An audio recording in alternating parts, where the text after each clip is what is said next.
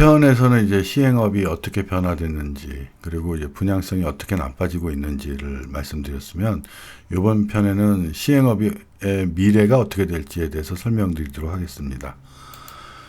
우선 거시경제학적으로 보면 제가 앞에서도 언급했듯이 자본주의의 구조적인 현상이죠. 그러니까 더 지어도 팔리지 않습니다. 이미 많이 지었기 때문에.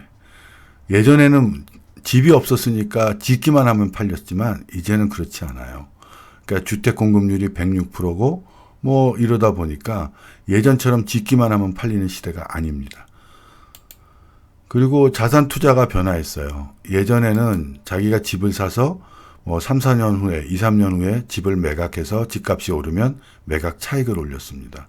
근데 지금은 정부 규제도 심하고 가계대출도 점점 규제도 심해지다 보니까 실수요자 또는 실매수자가 쉽지 않습니다. 호가만 오를 뿐인 거죠. 그러니까 거래량이 줄었기 때문에 예전과 같은 형태가 아니라 이제는 리츠와 같은 간접 투자를 더 선호합니다. 예를 들면 간접 투자인 리츠는 주식이잖아요. 그러니까 집은 사두고 나서 안 팔리면 못 팝니다. 그렇게 되면 황금성이 떨어지는데 리츠는 주식이니까 언제든지 주식시장에서 사고 팔 수 있어요.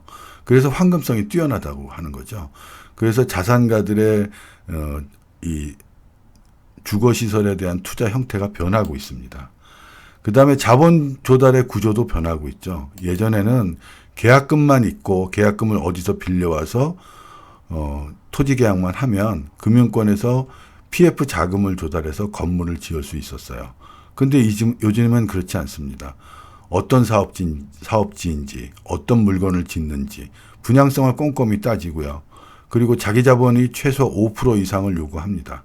자기 자본이 적으면 절대로 사업이 시행되지 않습니다.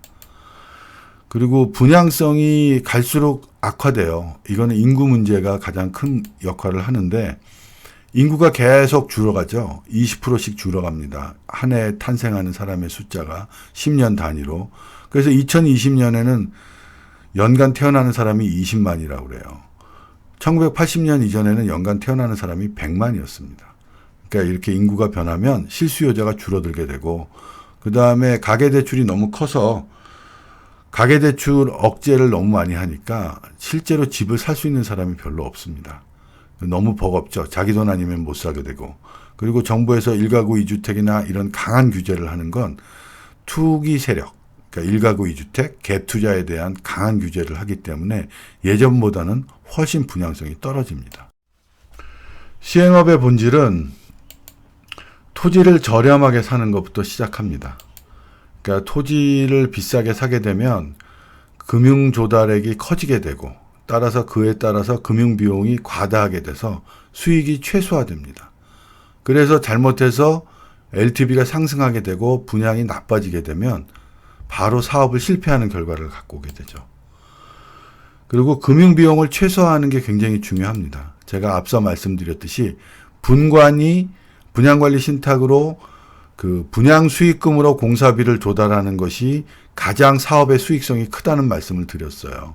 근데 그러려면 기성금을 분양 수입으로 지급할 수 있으려면 정말 분양성이 좋은 사업지여야 되고 자기 토지 같은 경우 이런 경우 가능하죠. 그리고 그 다음에 이제 금융비용 같은 것들이 최소화되기 때문에 수익성이 굉장히 커집니다. 그래서 제대로 된 사업 시행을 하려면 큰 회사가 토지를 사서 분양대금으로만 기성금을 지급해서 별도의 금융 조달을 하지 않는 시행업. 이런 것들이 유망한 시행업입니다. 그리고 또 한 가지는 전략을 잘 세우셔야 돼요. 예전에는 아무 데나 뭐 상업지나 뭐 주택지나 뭐 이런 데 가가지고 아무거나 세우고 분양은 어떻게 될지 그냥 희망적인, 긍정적인 생각만 가지고 금융을 조달해서 건축을 시작합니다. 근데 이제는 그렇게 할 수가 없어요. 그러니까 전략적이지 않은 시행업은 반드시 실패합니다. 어디에, 무엇을, 왜 짓는지. 그러니까 뭐 어디에, 뭐 용인에, 무엇을, 뭐 지식산업센터를, 왜, 주변에 아파트가 많고 인접되는 연구소 단지나 이런 게 많으니까. 뭐 이런 실내에는 뭐 그런 예가 있을 수 있습니다. 제가 늘 말씀드리는 게 부동산 가치주의예요. 강연할 때마다도 이 부동산 가치주의를 굉장히 강조합니다. 그리고 항상 말씀드리는 게 기정정세곤 씨죠. 우리나라 1세대 디벨로퍼입니다. 이분에 대한 책도 나와 있어요. 이분은 1910년도에 우리나라에서 지방에서 토지를 뺏긴 농민들이 한성의 일본 공장에 취직을 하려고 한성으로 급격히 몰려왔어요. 그래서 집이 없으니까 그냥 천막 안에서 살고 있었던 거죠. 그래서 이런 것들을 너무 가슴 아파 보여서 지금의 북촌, 그러니까 인사동이죠. 인사동에 새로운 주거시설을 개발했습니다. 어떤 식으로 했냐면 예전에 우리나라 집들은 뭐 건너방이 있고 그 다음에 안방이 있고 사랑방이 있고 해서 직사각형 형태고 지금으로 얘기하면 건폐율, 용적률이 굉장히 낮았습니다. 근데 이거를 정사각형으로 바꿨어요. 그렇게 정사각형으로 바꿔서 그러니까 안방은 주인집, 건너방은 전세를 들어오는 사람, 문간방은 월세를 내는 사람 이렇게 해서 집을 정사각형으로 바꾸고 한 지붕 세 가족을 만들었던 사람이 바로 기정정세곤 씨입니다. 그러니까 예전에는 같은 땅덩어리에 한 집만 살았는데 이분이 이렇게 개발을 하고 나니까 세 가족이 한꺼번에 살 수 있었던 거죠. 그래서 지금의 인사동 뒷골목 이런 것들이 다 이런 형태를 가지게 된 것이 바로 기정정세곤 씨부터입니다. 그러니까 이분이 만든 거는 어디에 그러니까 북촌에 그러니까 이 사람들이 우리나라 사람들이 많이 살고 있던 것에 무엇을 한 지붕 세 가족 집을 왜 서울로 몰려드는 많은 사람들의 주택난을 해소하기 위해 이렇게 개발을 했던 겁니다. 이렇게 어디에 무엇을 왜를 하지 못하면 시행업은 사실은 의미가 없는 거예요. 정리를 해보자면 무엇을 어디에 왜 어떻게 이러는 전략적인 계획이 수립되지 않은 마구잡이식 건물을 세우는 시행업이라는 건 반드시 실패합니다.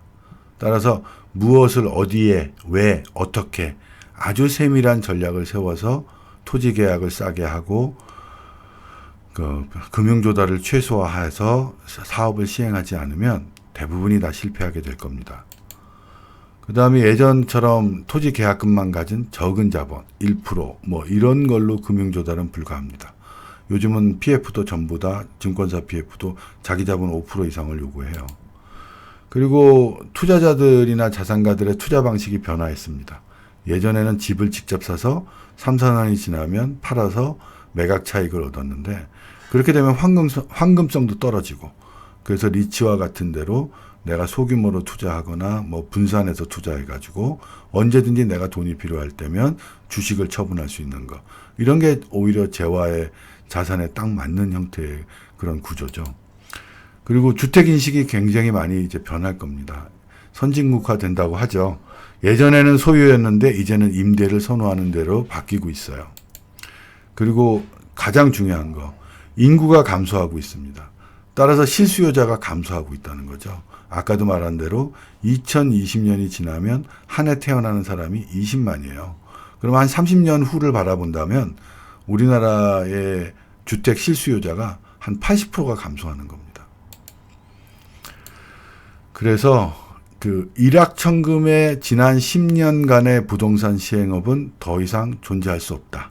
이게 제 결론입니다. 오늘 부동산 시행업에 대해서 마지막 편이었습니다. 감사합니다.